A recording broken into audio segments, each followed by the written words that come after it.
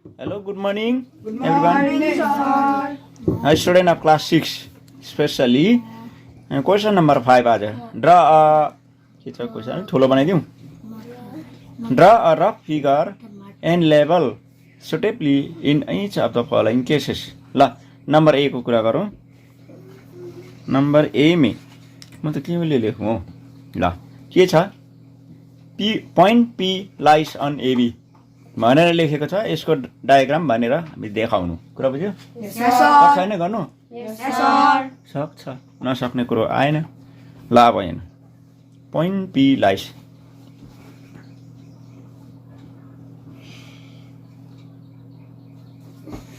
P lies कहाँ छ? On AB भनेको के हो? फेरि अब कानो खेल्छु है म. ल के अरे? लाइन हो. लाइन. एबी एउटा लाइन हो भनेपछि पहिला हामीले चाहिँ एबी तान्नु पर्यो. कुरा बुझ्यो? Yes, sir. हेर है अब स्केल आयो. यो स्केल पुरानो हो कि नयाँ हो? हेर्नुहोस् है अब. ल Yes, sir. point end of the line is a point हो. यहाँबाट म लाइनको नाम ए यता अर्को पोइन्ट बी. यो लाइन सेगमेन्टको एबी. पी लाइस अन भनेको छ. कुरा बुझ्यो? Yes, sir. अन भनेको चाहिँ लाइनमै आफ्नो खुसी जहाँ पनि एउटा पोइन्ट हुनसक्छ. मैले यहाँ मार्दै पी बस खतम. P lies on point AB हो. अब इन फ्युचर यो फेरि पनि यस्तै खालको क्वेसनहरू आयो भने यसो गरेर देखाउन सक्छ? Yes, sir. देखाउन सक्नुहुन्छ? Yes, sir. पक्का? Yes, sir. ल त्यसो भने वाउ भन्दै न. Wow. You are great. अब नम्बर बी को कुरा गरौँ. ल नम्बर बी को. Yes, sir. ल नम्बर बी मा चाहिँ XY एन्ड PQ कुरा बुझ्दैछ? सबैले भने त XY and PQ intersect at M. कस्तो हुँदो रहेछ है. ल XY के हो? लाइन. यस. एन्ड PQ के छ? इन्टरसेक्टको स्पेलिङ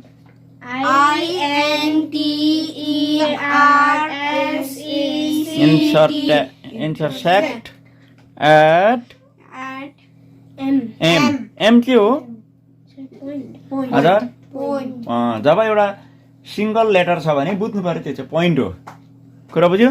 Yes, sir. जब सिंगल लेटर छ त्यो पोइन्ट हो भनेर बुझ्नु पर्यो. ल अब हेरौँ है त. पहिला कुन चाहिँ लाइन तानौँ त? हजुर बाबा भन्नुहोस्. कुन चाहिँ लाइन तानौँ? XY. ल त XY मार्दै है त. एउटा पोइन्ट X अर्को पोइन्ट Y अर्को point Y. Just join the point line हुन्छ. हो कि भन त? Yes, sir. किनभने दुईटा पोइन्टबाट कतिवटा लाइन जान सक्छ? एउटा मात्र. Only one. अब अर्को लाइनको नाम भन्नु. PQ. Very good. एउटामा P अर्कोमा Q. यहाँ पोइन्टमा देखाएँ. ल हो. वाउ. अब यो PQ इन्टरसेक्टिङ पोइन्ट हो. यो कुरा बुझ्यो? यसलाई चाहिँ हामीले के लेख्नुपर्छ? हजुर M. कुरा बुझ्यो? XY and PQ intersect at M भनेको चाहिँ यस्तो हुन्छ डायग्राम. कुरा बुझ्यो? कुनै पनि दुईटा लाइन एउटा अर्को लाइन इन्टरसेक्ट चाहिँ यो चाहिँ इन्टरसेक्टिङ पोइन्ट हो. कुरा बुझ्यो? यो चाहिँ AB and CD intersect at O भन्ने यस्तो हुन्छ. कुरा बुझ्यो? AB BC intersect at O. अब तिमीले सेन्टेन्समा भन्नु. ल म एउटा सानो नक्सा बनाउँछु. ल भन्नु है.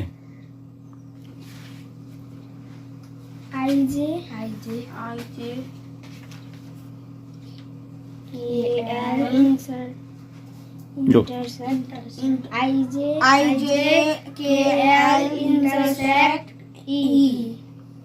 IJKL intersect E. त्यो भनेको भयो ठिकै, त्यो भनै मिलेन तिमीहरूको, भनेर भन्दैछु फेरि, लु भन्नु त। IJ and KL intersect E. at At E. हो यसरी भन्नुपर्छ, कुरा बुझ्यो? Yes, sir. फेरि भन्नु त एकपल्ट। IJ and KL intersect at E. अब बुझ्यो? Yes, sir. गुड। अब नम्बर सी हेर, अब नम्बर सी को क्वेसन पढ्नु त। Line L contains E and F but not D. E and F but Not D. not D. D. A line L भनेको चाहिँ कस्तो हुन्छ त भन्दाखेरि चाहिँ स्मल लेटर आयो त यहाँनिर। स्मल लेटर चाहिँ नि यस्तो हुन्छ, म बताउँछु ल। यो लाइन भयो नि, Yes, sir. दुईटा पोइन्टको नाम नदिकन हामीले लाइनको नाम लेख्नु पर्यो भने यसरी एल स्मल लेटरले, कुरा बुझ्यो? Yes, sir. बुझ्यो होइन? Yes, sir. एल अथवा स्मल एम, यसले बुझाउँछ दुईटा पोइन्टको जरुरी छ, यो पोइन्ट होइन हो, यो लाइनको नाम हो यो एल। त्यसमा चाहिँ ई र एफ छ अरे हो, Yes, sir. डी चाहिँ छैन अरे भने चाहिँ यसरी लेख्नुपर्छ, तिमीहरू बुझिराख्नु है। ई भयो। Yes, sir. अर्को के छ अरे? F. एफ मैले जहीँ गरे पनि हुन्छ, यहीँ कसरी चाल पाएर गऱ्यो भने यहीँ गर्दा पनि हुन्छ, यहीँ गर्दा पनि हुन्छ। बट नट डी भनेको चाहिँ के हो?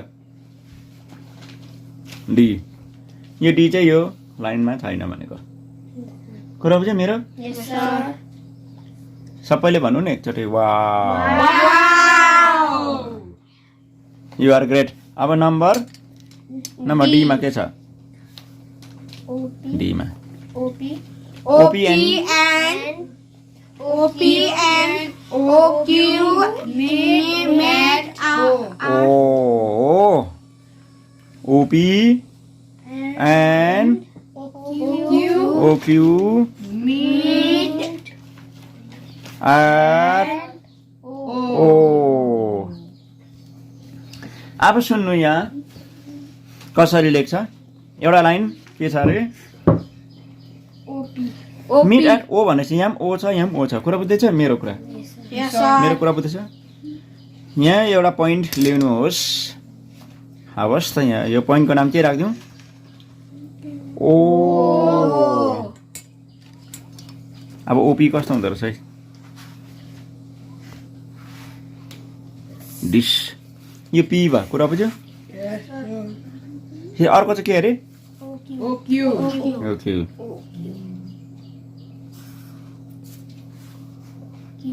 क्यू, ओपी, अर्को लाइन ओक्यू, कहाँनिर मिट भएको छ? ओमा, ओमा यसरी भेट भएको छ, कुरा बुझ्यो? यो मानिलिउँ यो ओपी यो ओक्यू मिट भएको छ, यसरी मिट हुनु, कुरा बुझ्यो? Yes, sir. यो लाइन भेट हुनु यसरी, बुझ्यो? Yes, sir. OP and OQ meet at O. O. अच्छा, म एउटा सानो एउटा इक्जाम्पल दिन्छु ल।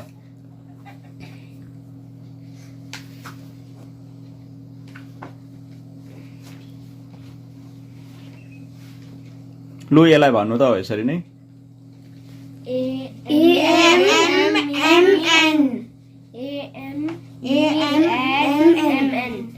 भएन त हौ, के तपाईँले ध्यान भएन? AM and NM meet at M हो यसरी। किन एएम र एनएम चाहिँ एममा मिट भएको छ नि त, भेटेको छ नि त, कुरा बुझ्यो? Yes, sir. फेरि तिमीलाई अझै राम्रो क्लियर भएन, म फेरि दिँदैछु है।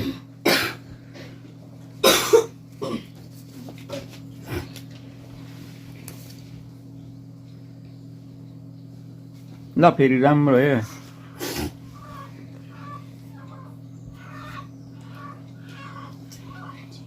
लु भन्नु त यसलाई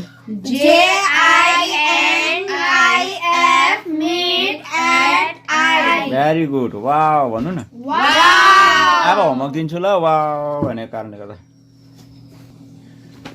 होमवर्क सबले भन्नु त How many line can pass Oh, many line can Wait, pass. How many lines can pass through through give one given point on one given point?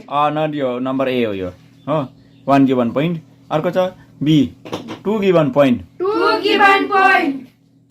अर्को छ क्वेसन अर्को छ draw a rough figure and label suitably in each of the following cases कुरा बुझ्यो Draw हैन a rough figure and पढ label पढ suitably in Draw each of the a following rough cases. figure and label suitably. खै त पढ्दैन नि तिमीले Draw a rough figure and label suitably in each of the following cases Yes. Point M lines गरेर चाहिँ यो आज सिकेको जस्तै छ तलैसम्म छ हो Yes, sir. Yes, sir. Pause गरेर तपाईँले हेर्न सक्नुहुन्छ नम्बर जीसम्म पुग्यो नम्बर एचसम्म र आईसम्म गरेपछि आजको भिडियो र आजको लेसन यहीँ समाप्त हुँदैछ हवस् त बाई बाई